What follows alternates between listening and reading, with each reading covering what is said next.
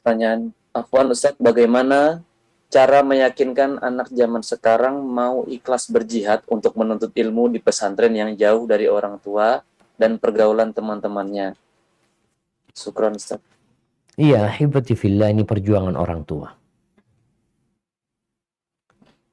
Sekarang banyak pesantren yang kalau anaknya itu daftar, akan diadakan psikotes.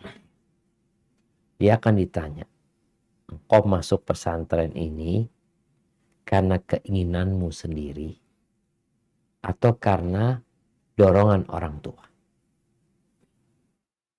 Kebanyakan, bukan kebanyakan ya, adalah yang karena dorongan orang tua.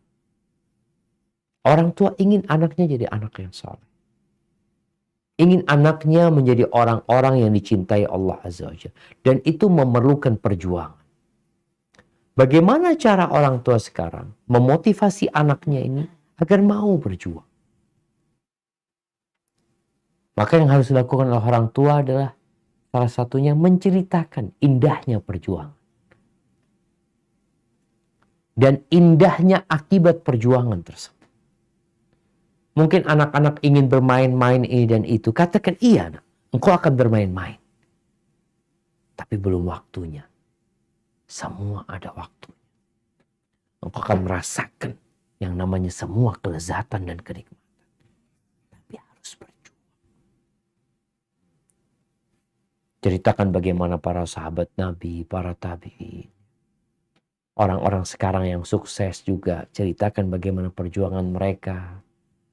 Kemudian anak itu perlu dilingkan dengan orang-orang yang sudah masuk pesantren. Karena kadang-kala bayangan dia pesantren itu aduh nggak nyaman, ini itu dan macam-macam. Dan boleh jadi ketika dia sudah dengar dari yang masuk pesantren, dia jadi ingin. Mungkin juga boleh diajak ke pesantren tersebut. Kenapa milih pesantren itu? Karena kadangkala memang itu yang terbaik dalam pandangan orang tua. Kemudian doa. Karena tangannya anak, hatinya anak ini ada di tangan Allah Azza wa Jalla. Maka berdoa memohon kepada Allah agar anak itu mau dan betah.